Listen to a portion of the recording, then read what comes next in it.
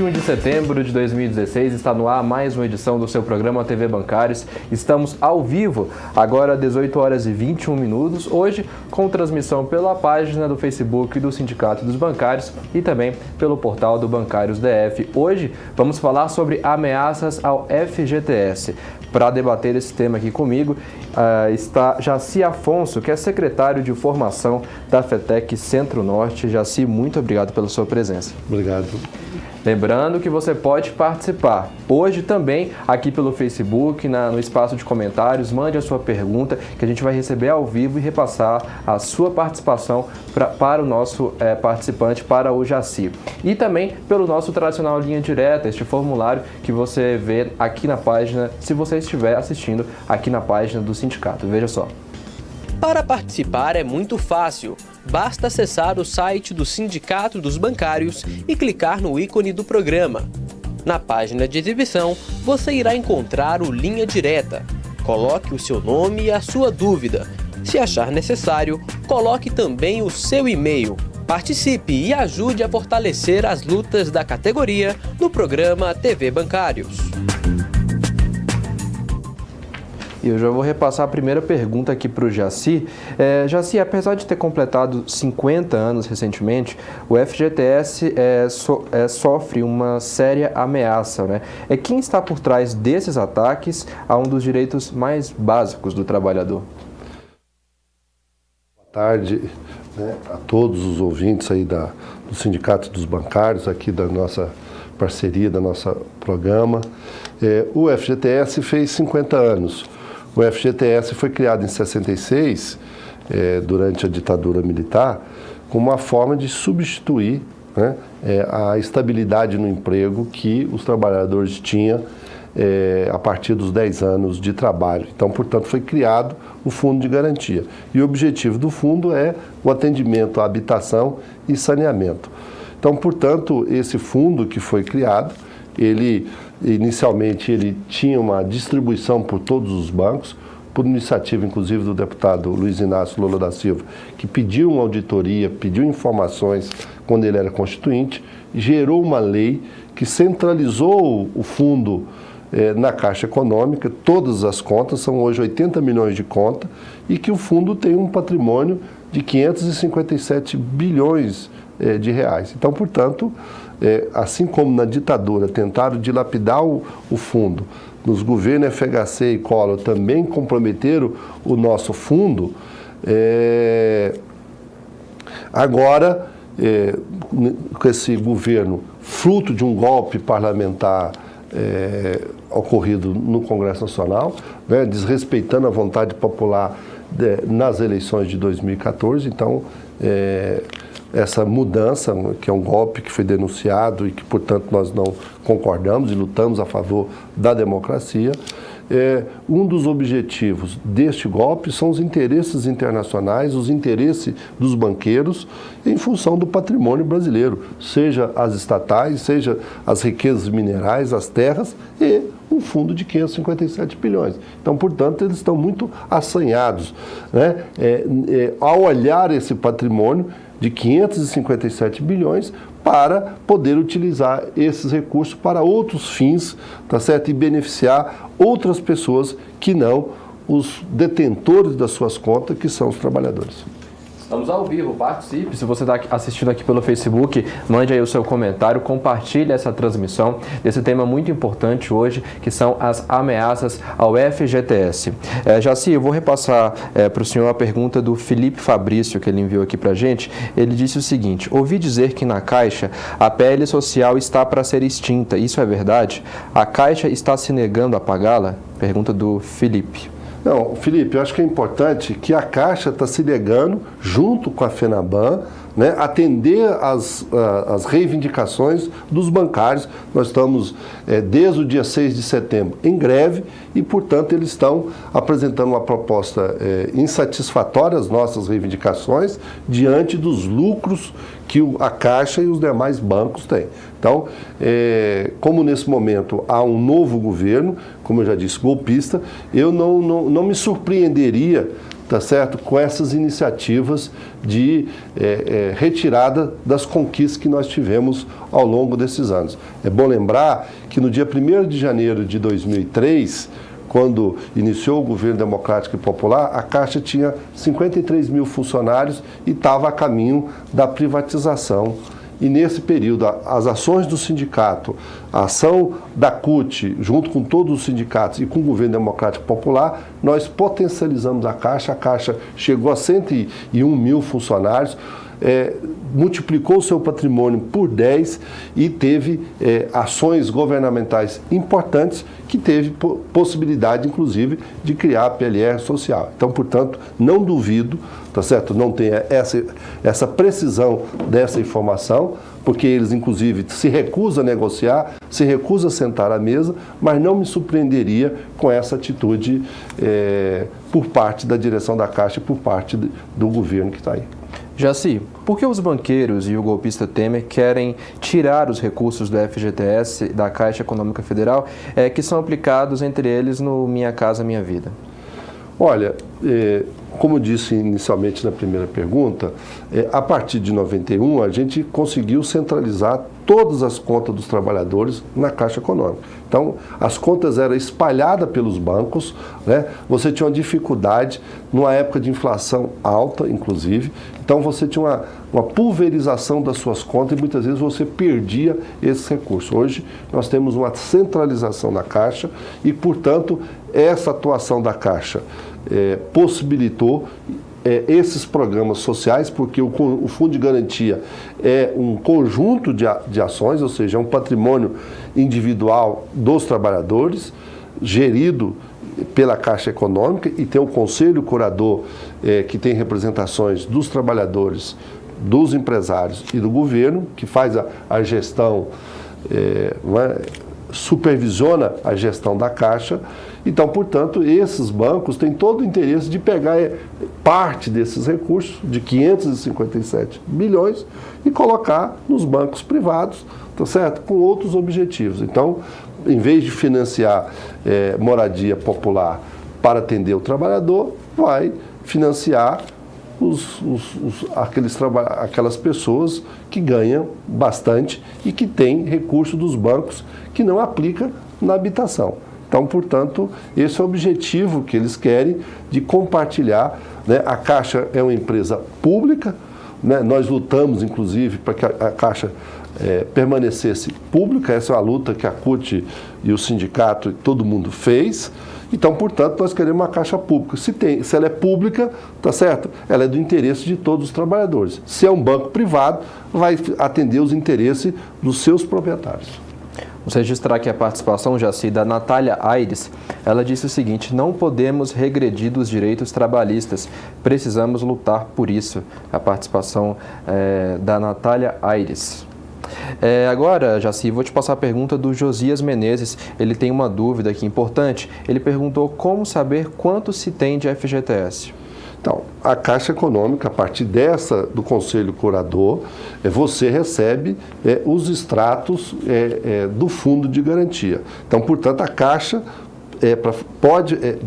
tem a obrigação e é remunerada para te enviar o extrato das suas contas que você tem, do seu saldo que você tem na Caixa Econômica. Então é só acessar o site fgtsmte.gov.br, vai ter um local para que você possa, inclusive, informar e solicitar à Caixa Econômica, o Fundo de Garantia, o recebimento do seu extrato. É importante que cada um, inclusive, confira o seu extrato, seja um fiscal da sua conta, porque boa parte, e é importante o extrato, e essa foi a cobrança que a CUT e as demais centrais sindicais sempre fizeram, porque muitas vezes a empresa não recolhe o Fundo de Garantia.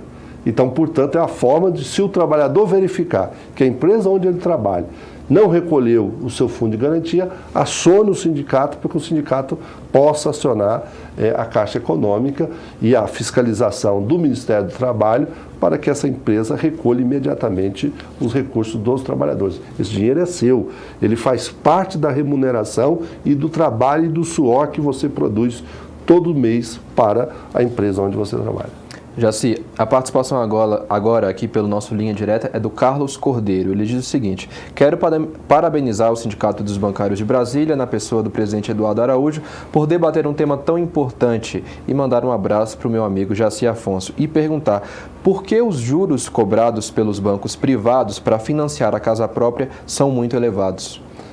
O Carlos Cordeiro é um companheiro extraordinário, é um bancário de São Paulo, foi um dos fundadores da nossa confederação, dirigiu até recentemente, foi presidente, coordenou nos últimos anos, 12 anos, essa luta vitoriosa das campanhas salariais com aumento real de salário, diferentemente da época do Fernando Henrique Cardoso, que a gente tinha reajuste zero com abono, e é preciso registrar, Carlos Cordeiro, que de novo os banqueiros estão querendo substituir a reposição da inflação por abono e, portanto, o movimento sindical, nós não discutimos reposição com substituição por abono. Nós queremos a reposição integral da inflação e queremos aumento real de salário.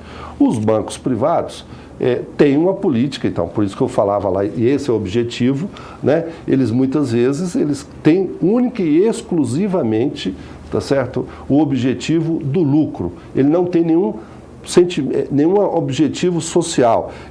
O coração de um banqueiro é um coração de pedra, tá certo? Para explorar o povo no Brasil com taxas exorbitantes e assim por diante. Então, quando a gente teve em 2008, 2009, o presidente Lula era o presidente, eu era do Conselho de Desenvolvimento Econômico e Social, o governo orientou, inclusive, os bancos públicos a baixar os juros como forma de reativar a economia. Então, portanto, essa é a política que os bancos privados têm, não tem nenhum compromisso e por isso que é importante que os recursos, Carlos Cordeiro, fiquem na Caixa Econômica para que a gente possa ter um programa social que atenda às demandas, porque nós temos um déficit no Brasil de 6 milhões e 200 mil moradia. Então, portanto, nós precisamos ter um plano para erradicar. Da mesma forma que nós queremos erradicar o analfabetismo no Brasil, nós queremos também erradicar o déficit habitacional no Brasil. Continue participando aí pelo Facebook, como fez a Alessandra Assis. A Alessandra, Jaci, ela está perguntando quando vai ter outra negociação. Nós estamos pressionando os banqueiros para que sente na mesa de negociação.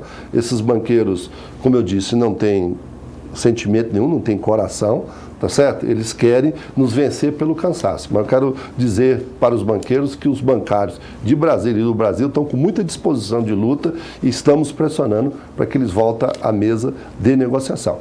Inclusive, é bom lembrar que tem banqueiro público, Portanto, a direção da Caixa Econômica, a direção do Banco do Brasil, do Banco da Amazônia, do Banco do Nordeste, do BNDES, tem que sentar com os bancários para que a gente possa, junto com a FENABAN, discutir uma proposta que atenda às nossas reivindicações. Vamos fazer um rápido intervalo agora no programa TV Bancário de hoje. Estamos falando sobre ameaças ao FGTS. Aqui no estúdio comigo está Jaci Afonso, que é secretário de formação da FETEC Centro-Norte. A gente volta já já.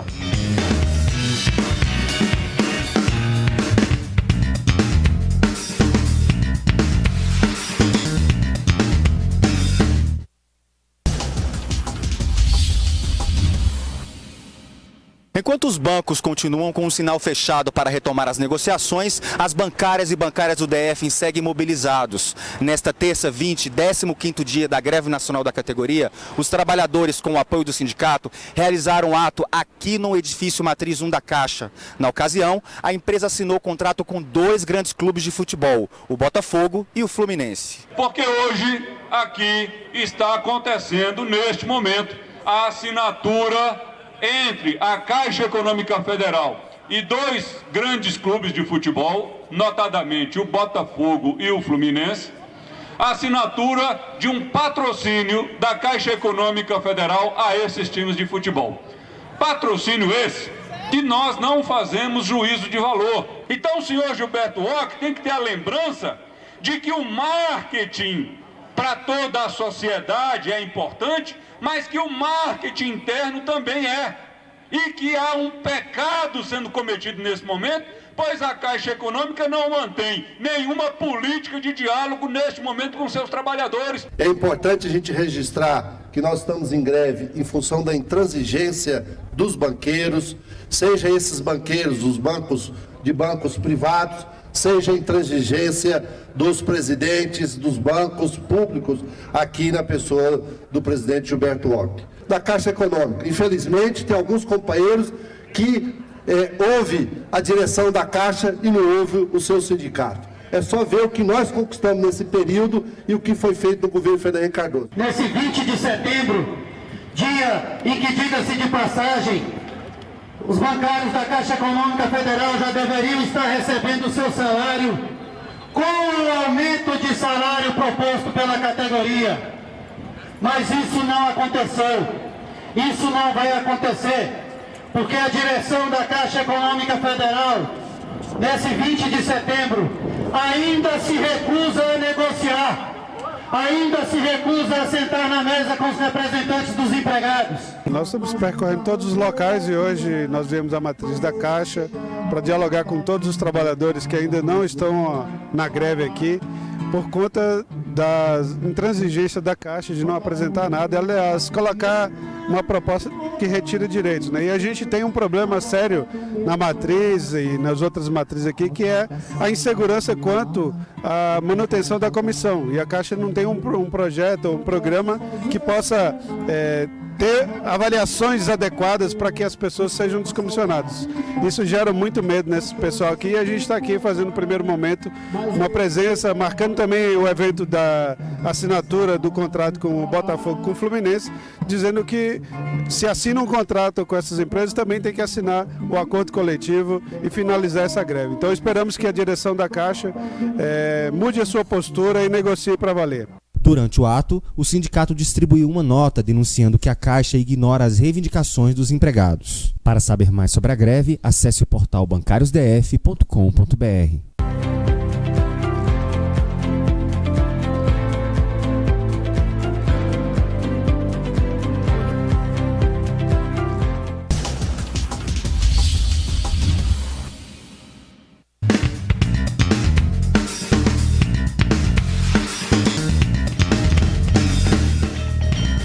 Estamos de volta ao vivo aqui com o programa TV Bancários, hoje sobre ameaças ao FGTS, e eu já vou repassar direto aqui para o Jaci Afonso, nosso convidado de hoje, a pergunta do Gabriel Araújo, ele mandou pelo Facebook. Jaci, ele fala o seguinte: a correção do FGTS transforma esse direito, entre aspas, que ele colocou, em um roubo. O sindicato devia ser a favor da extinção do FGTS, que onera as pequenas empresas e tira o poder de compra dos empregados. Participação aí do Gabriel. Eu acho que o Gabriel deve ser daqueles jovens, imagino, né? Não sei se ele é bancário, porque o nosso programa atinge todo mundo, mas ele deve ser uma daquelas pessoas que lutou, foram nas ruas pedir o golpe, tá certo? Porque está interessado em prejudicar os trabalhadores, porque o golpe, o objetivo é retirar direitos, e ele está propondo exatamente de que se retire o direito do fundo de garantia que o trabalhador tem.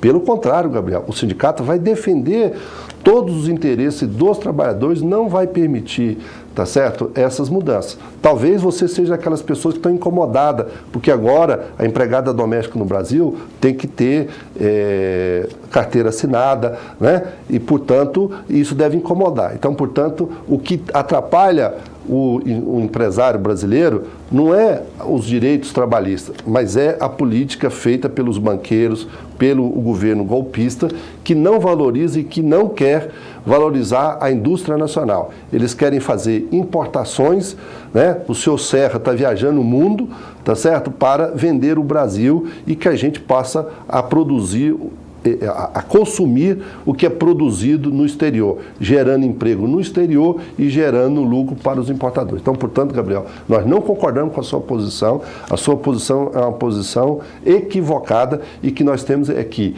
corrigir os saldos do nosso fundo de garantia pela inflação. Eu acho que a correção ela é insuficiente, ela poderia ser melhor remunerada, o saldo que nós temos nos recursos e que nós temos que defender os recursos. Eles isso primeiro acaba, a ideia dele é que isso acabe com o fundo de garantia, né? E depois reduz os salários, não reajuste o salário e que o trabalhador vai empobrecendo e os banqueiros e os capitalistas enriquecendo. Nós temos uma visão diferente. Nós queremos a distribuição da riqueza, a melhoria da qualidade de vida do trabalhador. Jaci, agora eu vou passar para você a pergunta do Ronaldo Martins. Ele diz o seguinte: existe a possibilidade de fim da greve sem aumento real, mediante compensações que não refletem na remuneração dos trabalhadores? E qual é a estratégia dos banqueiros a demorarem a chamarem para a mesa para negociações? Pergunta do Ronaldo. Não, Ronaldo, eu acho que é muito boa a sua pergunta, eu respondi em parte anteriormente. Nós, o Sindicato dos Bancários aqui de Brasília, e também é uma posição do Comando Nacional, tá certo? Nós não defenderemos propostas apresentadas por banqueiro que não reponha a inflação e que não tenha aumento real de salário. Essa é a nossa posição. Os banqueiros estão tentando nos vencer pelo cansaço, tá certo? E eu já disse que a disposição de luta, né, a nossa greve é uma greve grande, enorme, uma das maiores dos últimos anos. Então há uma disposição muito grande dos bancários. Agora, nós temos que entender e procurar o apoio da população, e amanhã, dia 22, né, é o dia nacional de luta da classe trabalhadora, convocada pela CUT e pelas demais centrais sindicais, para defender o conjunto dos interesses que estão sendo atacados, porque querem acabar com o reajuste dos servidores públicos, querem congelar o salário dos servidores públicos por 20 anos. Então, portanto, amanhã nós vamos ser um dia nacional de luta. E queria convidar o Ronaldo e todos os companheiros a participarem das atividades que nós vamos realizar amanhã, tanto aqui dos servidores públicos na Praça do Buriti, como no final da tarde na Praça no Museu da República. Então essa é a nossa tarefa de mostrar para a população brasileira que os banqueiros, que explora os bancários, que não remunera corretamente, explora esses trabalhadores ao cobrarem tarifas exorbitantes e juros elevadíssimos. Então essa é a política que os banqueiros financiam,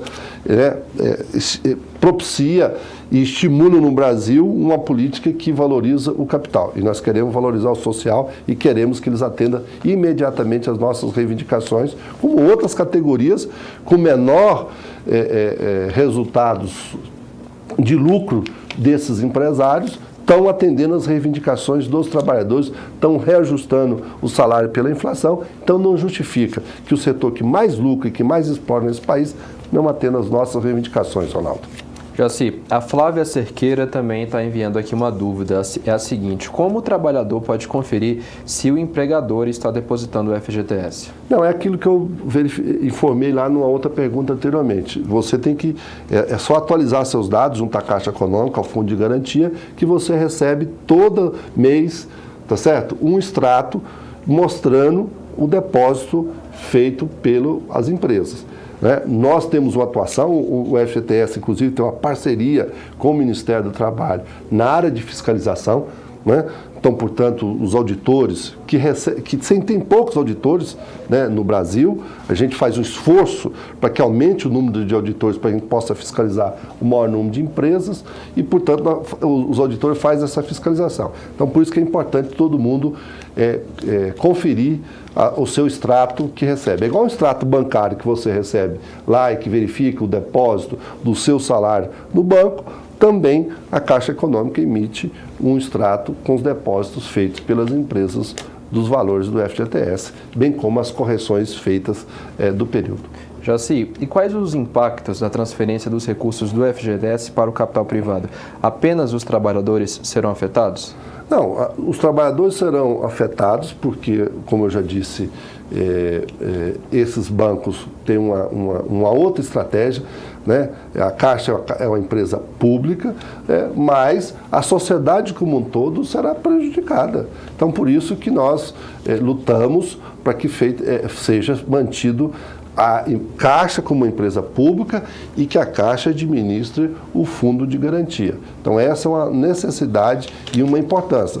Isso é importante para os trabalhadores da Caixa, né? E que a gente fez um ato ontem na porta lá da Matriz em função, e que passou no intervalo aqui, o ato que o sindicato fez na porta da matriz, em função do patrocínio que a Caixa faz aos times de futebol. É importante que a Caixa patrocine o futebol brasileiro, não tenham dúvidas sobre isso, mas a Caixa precisa também assinar um acordo com os funcionários, né, através dos sindicatos.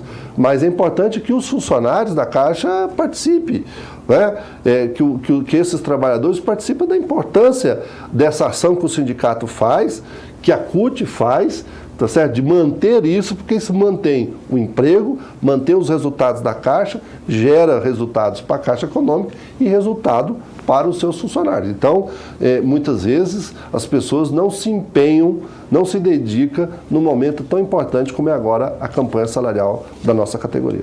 Jaci, de que forma a população brasileira pode fortalecer essa luta contra a retirada desse direito?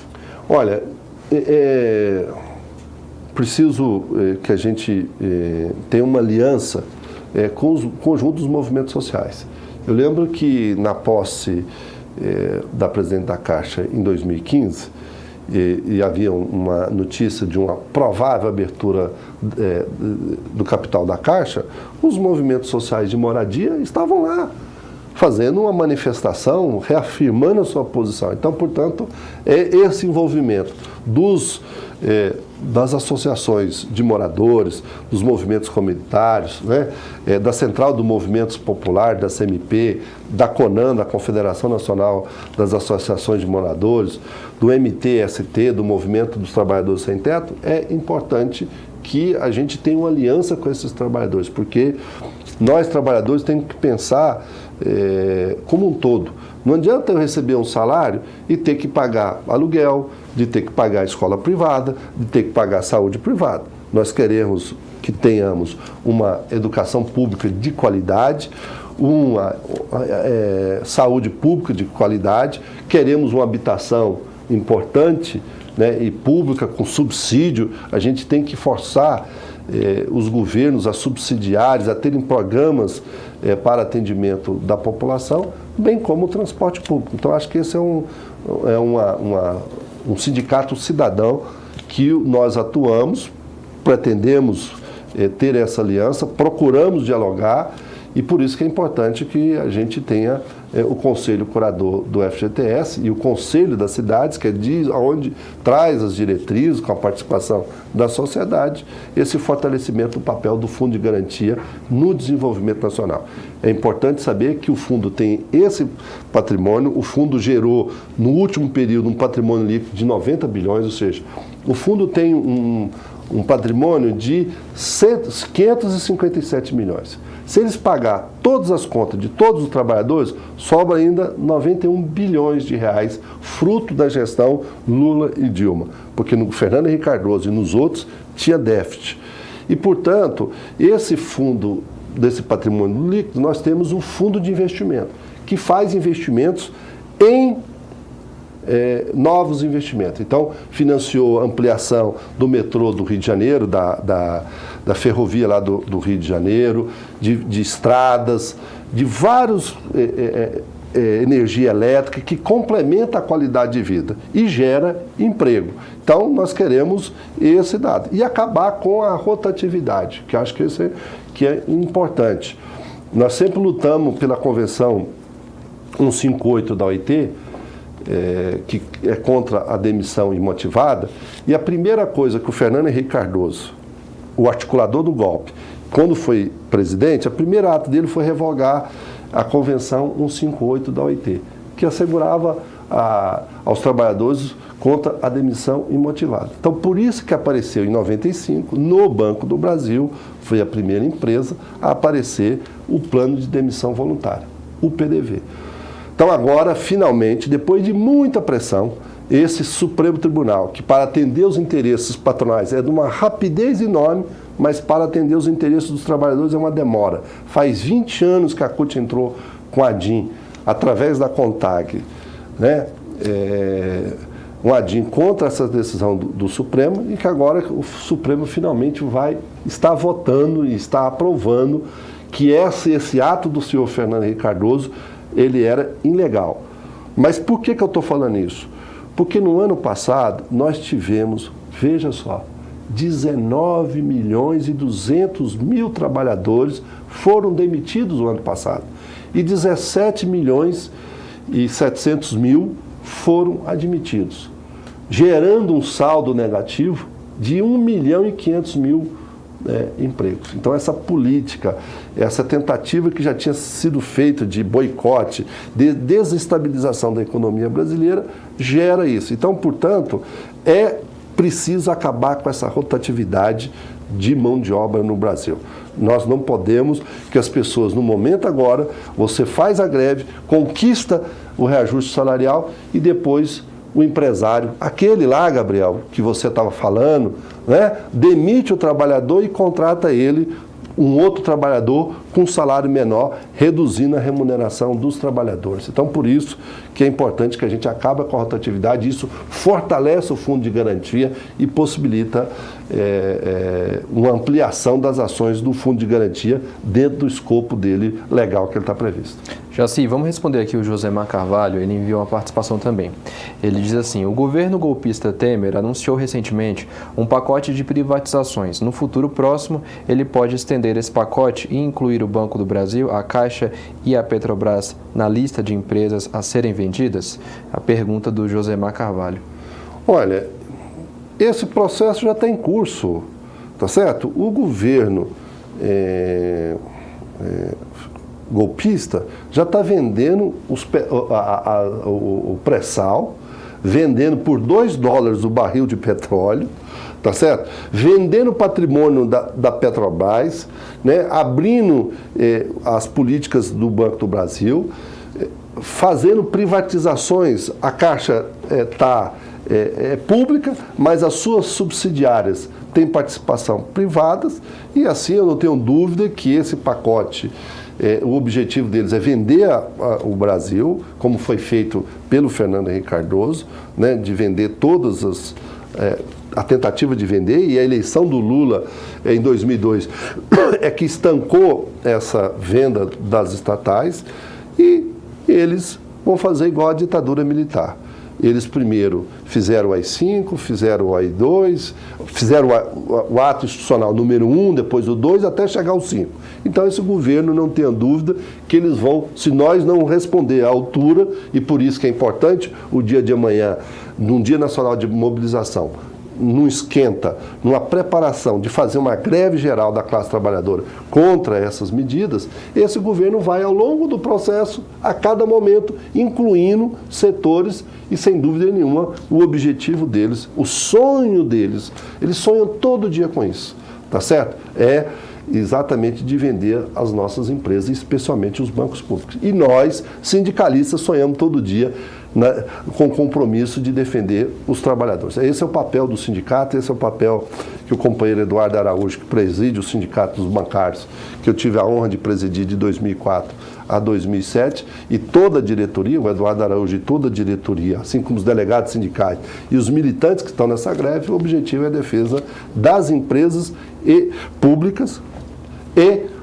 com a gestão democrática, mas especialmente os trabalhadores dessas empresas e desses bancos. Jaci, estamos quase chegando ao final do programa, mas ainda dá tempo de responder aqui o Marcos Paulo, que mandou uma participação. Ele deseja boa noite e fala o seguinte: você pode falar sobre o cenário que os trabalhadores encontram atualmente no Congresso Nacional, o PLP 257 e o 4330? Participação do Marcos. Marcos Paulo,